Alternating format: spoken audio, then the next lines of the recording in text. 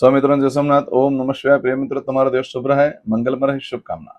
હું બિલીમોરાથી જોગીભાઈ વ્યાસ આપ સૌનું આપણી જોગેશમાં પુનઃ હાર્દિક સ્વાગત કરું છું. મિત્રો, આજ રોજ જોઈશું આજનું શુભ પંચાંગ. આજે તારીખ છે 7/3/2026 શનિવાર. ફાગણ વદ ચોથ તિથિ છે. આજે જે બાળકનો જન્મ થાય છે એની તિથિ ગણાય છે ચોથ. આ ચોથ તિથિ આજે સાંજે 7:18 પૂર્ણ થઈ જાય છે. ત્યાર પછી જે બાળકનો જન્મ થાય એની પાંચમ તિથિ ગણાશે. આજે જે બાળકનો જન્મ થાય છે એનું નક્ષત્ર ગણાય છે ચિત્રા. આ ચિત્ર નક્ષત્ર આજે સવારે 11:16 પૂર્ણ થઈ જાય છે. સવારે 11:16 પછી જે બાળકનો જન્મ થાય એનું સ્વાતિ નક્ષત્ર ગણાશે. સ્વાતિ નક્ષત્ર ઘણું શુભ છે. આજે જે બાળકનો જન્મ થાય છે એનો યોગ ગણાય છે વૃદ્ધિ. આ વૃદ્ધિ યોગ આજે સવારે 6:53 પૂર્ણ થઈ જાય છે. સવારે 6:53 પછી જે બાળકનો જન્મ થાય એનો ધ્રુવ યોગ ગણાશે. આજે બાળકનો જન્મ થાય છે એનું કરણ ગણાય છે બહુ. આ બહુકરણ આજે સવારે 6:32 પૂર્ણ થઈ જાય ત્યાર પછી જે બાળકનો જન્મ થાય એનું બાલવકરણ ગણાશે. આજે જે બાળકનો જન્મ થાય છે એની રાશિ ગણાય છે તુલા. તુલા રાશિ અક્ષર આવે છે ર ને તો. તુલા રાશિનો સ્વામી શુક્ર ગણાય છે. આજે આખા દિવસમાં ગમે ત્યારે જન્મ થાય બધાની રાશિ તુલા ગણાશે. આ તુલા રાશિ 9 તારીખે સવારે 9:30 પૂર્ણ થાય છે. એટલે ત્યાં સુધી જે બાળકોનો જન્મ થાય બધાની રાશિ તુલા ગણાશે. રાશિ તિથિ વાર નક્ષત્રો કરવાનું બહુ જ મહત્વ છે. મિત્રો, એમાં જેનો પર જન્મ હોય તેની ચોક્કસ પ્રમાણે પૂજા વિધિ કરી લો.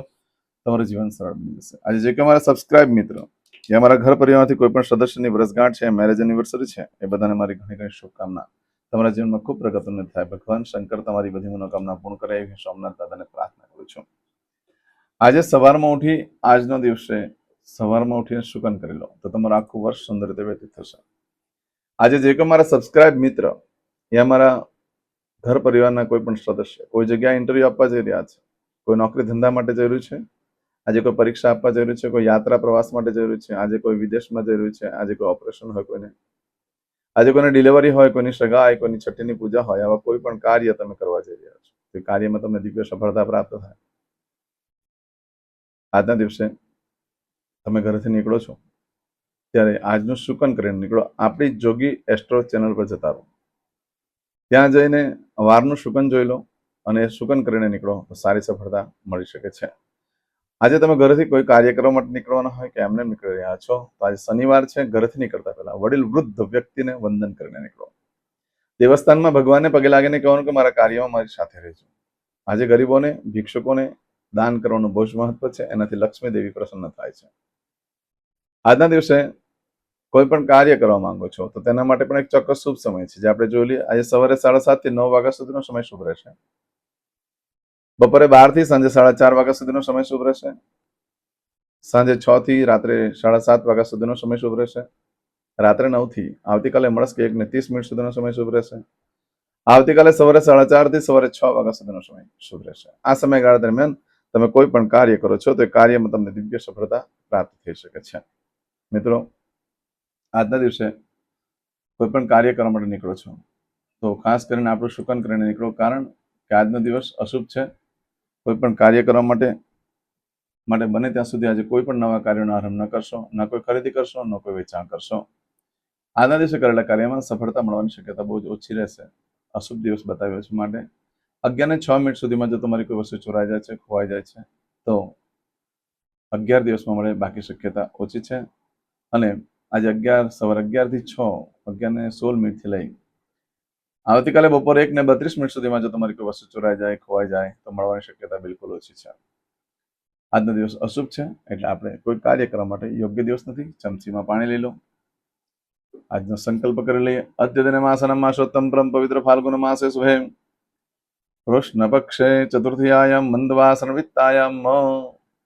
વિડીયોના અંતે યુટ્યુબ ઉપર કોમેન્ટ્સ કરવાનું ભૂલશો નહીં. તમે જે ભગવાનની પૂજા કરતા હોય હું લાઈક આપી તમારા માટે ભગવાનને પ્રાર્થના કરીશ. હવે દરેક જણા પોતાનું સાચું નામ બોલી દો. તમારું ગોત્ર ખબર હોય તો ગોત્ર બોલી દેવાનું.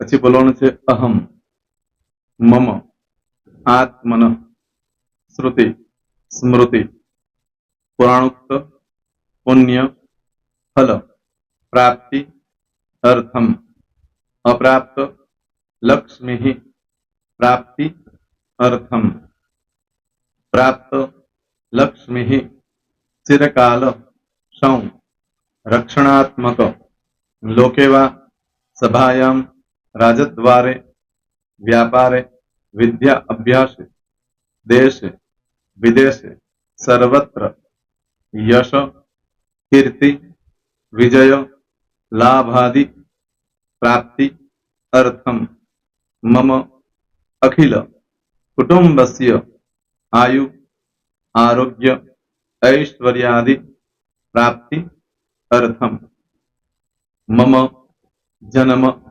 समय तथा च विप्र वृंदानां जन्म समय जन्म कुंडली मध्ये स्थित ग्रहः गोचर ग्रहः महादशा अंतर्दशा प्रत्यंतर्दशा तथा च योग युति दृष्टि मध्ये शुभफल प्राप्ति अर्थम भय रोग शत्रु बाधा दोष मारण तारण मंत्र तंत्र अरिष्ट दोष पीड़ा निवृत्ति अर्थम भूत प्रेत पिशाचादि द्वारा रचित अरिष्ट दोष निवृत्ति अर्थम मम सकल मनवांछित फल और તમારા મનમાં જે કઈ ઈચ્છા હોય તે બોલી જવાનું.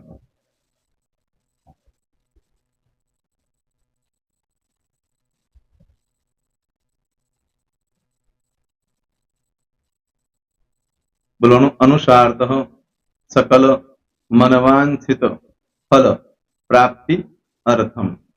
હવે જે બરકતની પૂજા વાળા છે એ લોકો તો આ બધું બોલવાનું જ હોય છે, એ લોકો માટે કોઈ સ્પેશિયલ નથી. પણ જે લોકોએ હવે જે કહું છું તે લોકોએ જ બોલવાનું, જેના લગ્ન થઈ ગયા હોય એ લોકોએ બોલવાનું છે.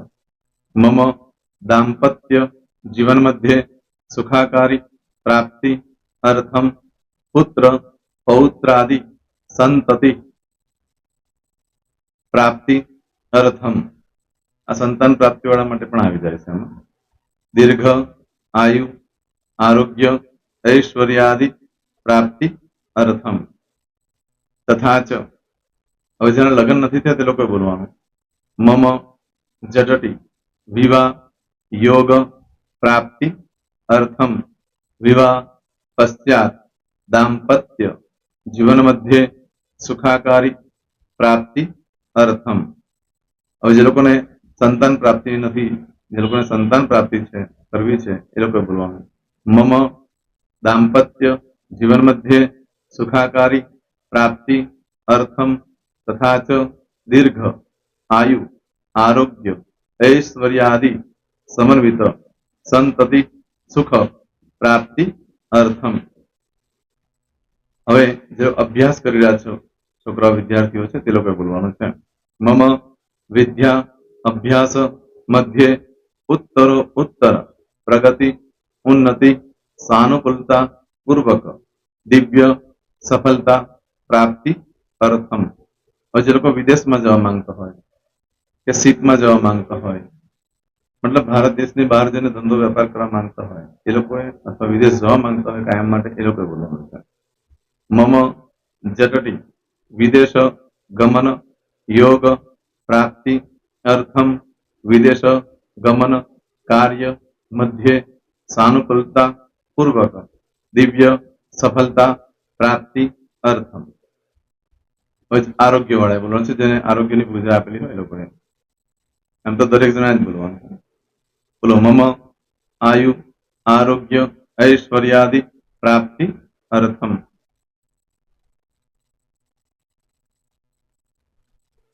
હવે દરેક જણા બોલવાનું. सकल मनवांछित फल प्राप्ति अर्थम अद्य दिने प्रधान देवतानां नित्य दिन अनुसारतः पूजन अर्चन कर्मणि अहम करिष्ये. પાણીવાળી થાળીમાં પાણી મૂકી દેવાનું છે. હવે તમારી બધી પૂજા જે મેં આપેલી છે એ પૂજા થઈ જાય અથવા તો તમે રોજ પૂજા કરતા છો, મારી પાસેથી નથી લઈ ગયા, એ પૂજા થઈ જાય પછી ફરી પાછી ચમચીમાં પાણી લેવાનું, અહીંયા વિડીયોને સ્ટોપ કરી દેવાનું, પૂજા પતે એટલે પાછું આગળનું કરવાનું છે, અહીંયા વિડીયો સ્ટોપ કરી દેવાનો અને પૂજા પતે એટલે બોલવાનું છે વિષ્ણવે વિષ્ણવે વિષ્ણવે નમો નમઃ વિષ્ણુ સ્મરણ સર્વમ પરિપૂર્ણ અસ્તુ એતાની ગંધ પુષ્પ ધૂપ દીપ નૈવેદ્ય તામ્ર પ્રદક્ષિણા સહિત ઋણુ મમ સકલ મનવાંછિત ફલ પ્રાપ્તિ અર્થમ પૂજન અર્ચન પ્રિયદાન નમમ. પાણી મૂકી દેવાનું, પાછું પાણી લેવાનું. પૂજન અર્ચન બ્રહ્માર્પણમસ્તુ. નીચે જમીન પર પાણી મૂકો, એમાં આંગળી ઘસી કપાળમાં તિલક કરી દો. કપાળમાં જમીન પર પાણી મૂક્યું છે એમાં. ત્યાર પછી ભગવાનને કહેવાનું કે હે પ્રભુ, આજે પૂજા કરતા કોઈ પણ પ્રકારની ભૂલચૂક થઈ ગઈ હોય તમને ક્ષમા કરજો, અમે તમારા બાળક છીએ. પ્રભુ તમારો ખૂબ આભાર માનું છું, આજે મારી પાસે તમારી પૂજા કરાવી, મારી મનોકામના પૂર્ણ કરી. પ્રાર્થના કરી દો. જગ્યા પરથી ઉભા થઈ શ્રીનારાયણ ભગવાનને પાણી ચડાવી દો અને નિત્ય કર્મ જે કરતા હોય તે કરો. જય સ્વામિનારાયણ. તમારો દિવસ શુભ રહે, તમે અને તમારો પરિવાર સુખી રહે, સંપન્ન રહે, સુરક્ષિત રહે, એ ભગવાન સોમનાથ દાદાને પ્રાર્થના. તો મિત્રો, તમે મારા વિડીયોને લાઈક ના આપી હોય તો સૌથી પહેલા લાઈક આપી દો, અને ત્યાર પછી જો તમે મારી આ ચેનલ સબસ્ક્રાઇબ ન કરી હોય તો સૌથી પહેલા સબસ્ક્રાઇબ કરી લો અને બેલ આઇકોન ઓલ પર ક્લિક કરવાનું ભૂલશો નહીં, જેથી કરીને સૌથી પહેલા નવી વિડીયો જે કંઈ મૂકું એ તમને મળે. મિત્રો, કંઈ પણ મૂંઝવણ હોય તો મને આ નંબર પર તમે ફોન કરીને પૂછી શકો છો. મારો મોબાઈલ નંબર છે 9825546459. મિત્રો, કોમેન્ટ્સમાં જય સોમનાથ લખવાનું ભૂલશો નહીં. ફરી પાછા નવા વિડીયો સાથે મળીએ. ત્યાં સુધી સૌને જય સોમનાથ.